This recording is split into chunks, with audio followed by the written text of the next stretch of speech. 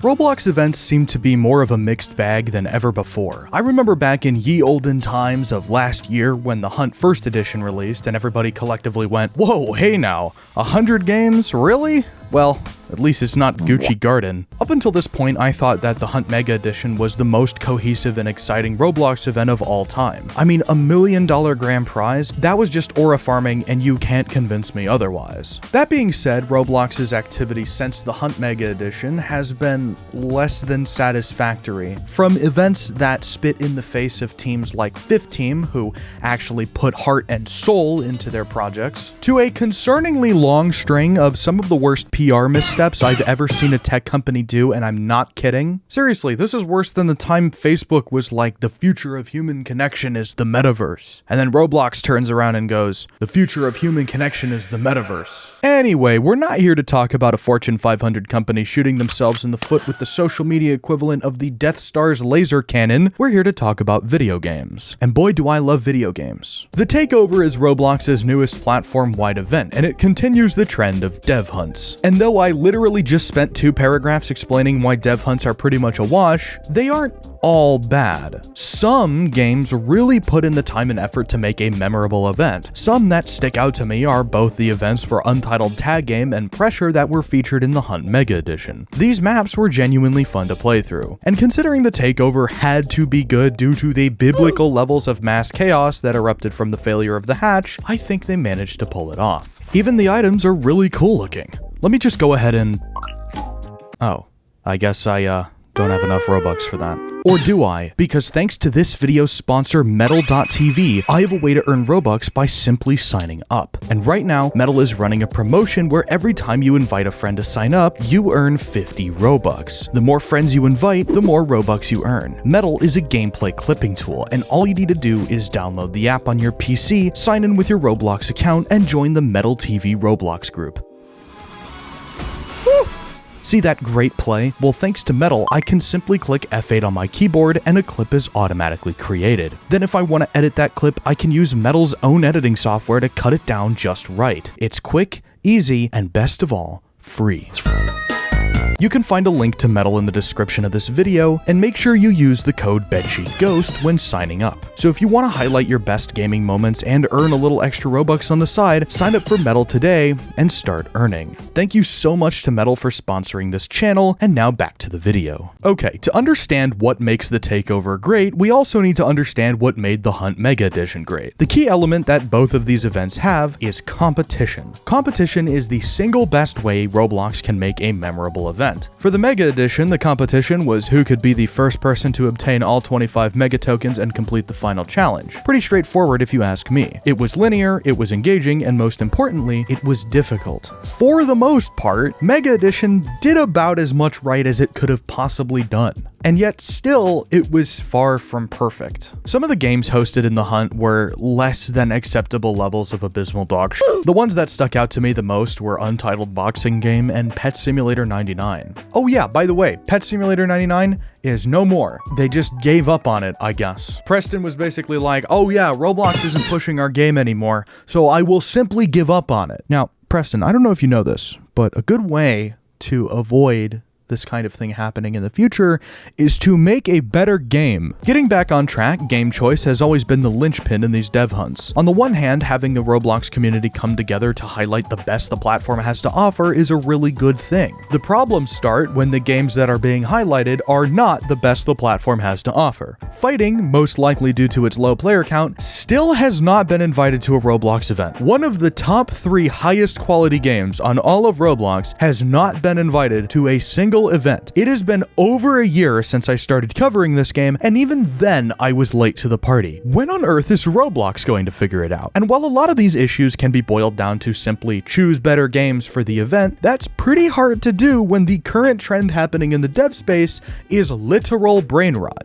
No joke. A literal month after my Grow a Garden video came out, Steal a Brain Rot, a game that is literally ripping off Grow a Garden's naming scheme, was made in 3 days and has a grand total of 2 game mechanics, just beat Grow a Garden's player count record, achieving a mind-obliterating 24 million concurrent players. That That is almost the entirety of Steam on one Roblox game. And while I think that Roblox's game choices have been steadily improving over the past year, a better solution, in my opinion, is to just choose less games per event. Why not invite 10 games and force them to make something genuinely memorable? Invite teams that understand what the basic meaning of the word event means, and for the love of God, stop inviting these pay-to-win cash grabs that don't even try to make something unique. What's really interesting about this in regards to the Takeover, however, is the fact that games like Grow a Garden, Steal a Brainrot, and even 99 Nights in the Forest, which is objectively a pretty good project, are mysteriously absent from the event. This could be because of two possible things. 1. Why on earth would Jandel or Sammy take time away from their weekly admin abuse updates to participate in a Roblox event that has a combined reach of not even 1/100th of their concurrent player count? Or 2, tying in a Grow a Garden or Steal a Brainrot update into an official Roblox event would 100% crash the website given their track record of the site crashing before or during a major event? I'm looking at you, 2021 outage. But it could also be option 1, which no doubt hurt the event organizers at Roblox when the two largest games on the platform just decided to no-show the newest event. I guess that's what happens when you pull some garbage like whatever the hatch was. So with all of that out of the way, how did Roblox do this time with the Takeover? Honestly, I think they killed it. The one term that I want to hammer home with you is control. Roblox gave the developers even more control over what their event was going to be this time. But to understand that, we need to first understand how the actual event works. Every player can join a crew, either by making their own or joining one of their friends. The player can then earn individual credits from completing challenges, as well as crew credits by completing crew challenges. These credits are used primarily to buy cosmetics, but there's also a unique mechanic in the form of the event territories. These work sort of like capture points, where the team with the most points in a specific territory win. Got it? Great, because here's where they kind of mess it up. Crews can have a maximum of 100 players in them. Yeah, you heard that right.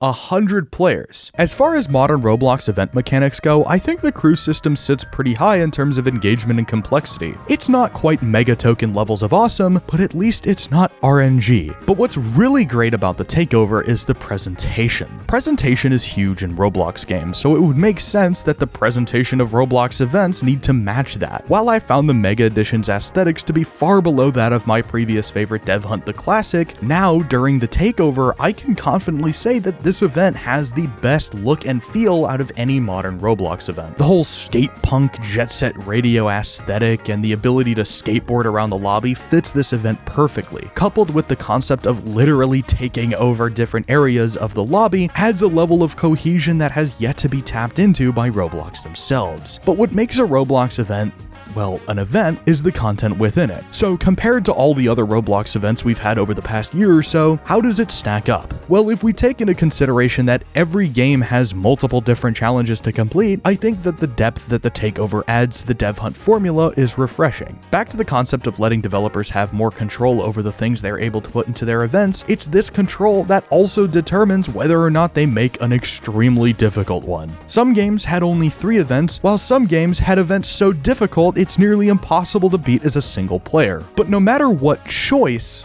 the developers made in terms of the difficulty and complexity of their event, it's the fact that they had that choice to begin with, which is what's so important. But now it's time to talk about the event games, because whoo boy do I have a lot to say. Let's see what my handy dandy script has in regards to the event games.